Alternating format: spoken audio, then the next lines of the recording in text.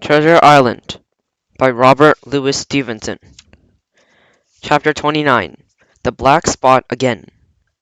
The council of buccaneers had lasted some time when one of them re-entered the house, with a repetition of the same salute, which my eyes, in an ironical air, begged for a moment's loan of the torch. Silver briefly agreed, and for this emissary retired again, leaving us together in the dark. "There's a breeze coming, Jim," said Silver, who had, by this time, adopted quite a friendly and familiar tone. I turned to the loophole nearest me and looked out. The embers of the great fire had so far burned themselves out, and now glowed in a low duskily, and now I understood why these conspirators desired a torch. About halfway down the slope to the stockade, they were collected in a group. One held a light, the other was on his knees in their midst, and I saw the blade of an open knife shine in his hand with varying colors, in the moon and the torchlight. The rest were all somewhat stooping, as though watching the manoeuvres of this last. I could just make out what he had a book as well as a knife in his hands, and was still wondering how anything so incongruous had come in their possession, and when kneeling rose once more to his feet, and the whole party began to move together towards the house. "Here they come," said I, and I returned to my former position, for it seemed beneath my dignity so that they should find me watching them. "Well, let 'em come, lad, let 'em come. Cheerily, I've still got a shot in my locker." The door opened, and the five men, standing huddled together inside, pushed one of their number forward.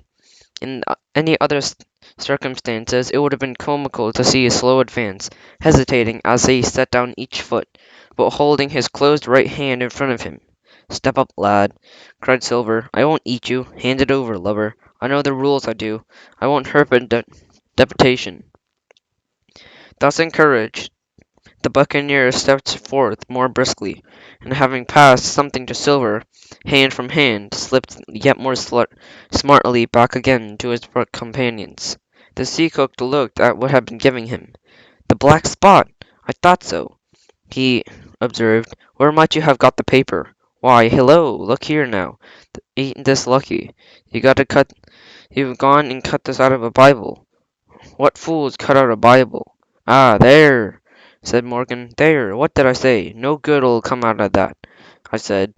"Well, you have got to fix it out, among you," continued Silver. "You're all swing now, I reckon. What soft-hearted lubber has a Bible?" "It was Dick," said one. "Dick, wasn't it? Then Dick can get to the prayers," said Silver. "He's seen his slice of luck, has Dick, and humiliated that." But here the long man with his yellow eyes struck in. "Blade that talk, John Silver," he said. "This cruise just tipped you off the black spot in full council, as duty bound, and you just turn it over, as in duty bound, and see what you wrote there. Then you can talk." "Thank'ee, George," replied the sea cook. "You've always been brisk for business. Has the rule by heart, George. I'm as pleased to see. Well, what is it, anyway? Ah, disposed. That's it, isn't it? Very pretty wrote, to be sure, like a print, I swear. Your hand's all writing. All right, George. Why, you was getting quite a leading man in this here crew. You'll be captain next, I should wonder. Just oblige me with that torch again, will you? This pipe won't draw." "Come now," said George. "You don't fool with the screw no more. You're a funny man, by your account, but you're over now, and you may be stepped down off that barrel and help vote." "I thought you said you knowed the rules," returned Silver contemptuously. "Leastways, if you don't, I do. I wait here, and I'm still your captain, mind, till you outs with your grievances. But I reply, in the meantime, your black spot ain't worth a biscuit. After all, we'll see. Oh, you don't have to be under kind no apprehension. We're all square. We first. You've made a hash of this cruise. You be a bold man to say no to that. Second, you let the enemy out of this here trap for nothing. And why they want out, I don't know, but it's pretty plain. They wanted it. Third, you wouldn't let us go at them upon the march. Oh, we'll see you through, John Silver. You want to play booty? That's what's wrong with you. And fourth, there's this There, this boy. Is that all? Asked Silver quietly. Enough too, retorted George. We'll swing and sundry for your bungling. Well now, look here. I'll answer these 4 pints. One after another I'll answer them. I've made a hash o' this cruise, did I? Well now, you all know what I wanted, and you all know if that had been done, we'd been aboard the Hispaniola in this night as ever was. Every man of us alive, and fit and full of good plump duff. And the treasure and hold of her, by thunder! Well, who crossed me? Who forced my hand? As the lawful captain who tipped me the black spot the day we landed, and began this dance. Ah, it's a fine dance. I'm with you there, and looks mighty like a hornpipe in a rope's end at the execution dock by London town does. But who done it? Why, it was Anderson, and Hans, and you, George Murray. You're the last above board of that same meddling crew. And you have Davy Jones' insolence to come up and stand fore captain over me, and you, that sank us, and by the powers! But this topped stiff yarn for nothing. Silver paused, and I could see that the faces of George and his late comrades and at these words had not been said in vain. That's for number one, cried the accused, wiping the sweat from his brow, for he had been talking with a vehemence that shook the house. Why, I give you my word, I'm sick to speak of you, and you're neither sense nor memory, and I leave it to fancy where your mothers let you come to sea. Sea, O gentlemen, O fortune, and I reckon tailors is your trade.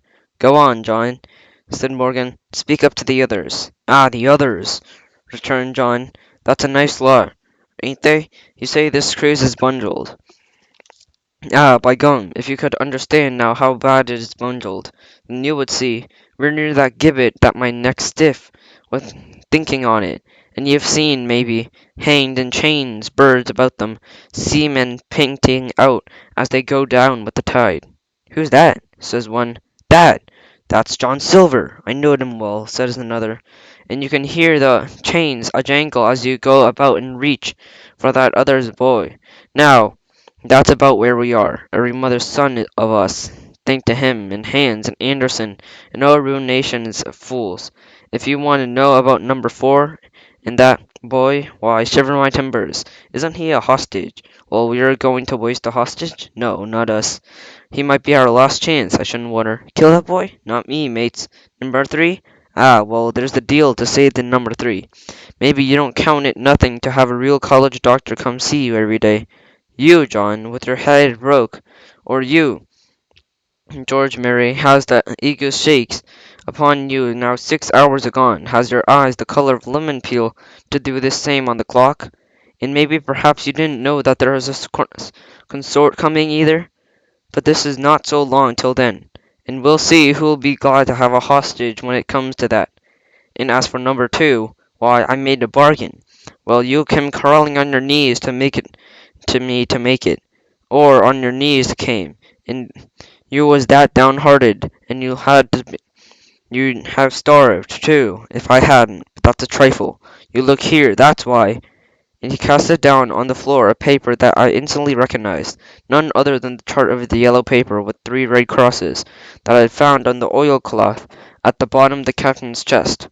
Why, the doctor had given it to him was more than I could fancy. But if it were explicable to me, then the appearance of the chart was incredible to the surviving mutineers.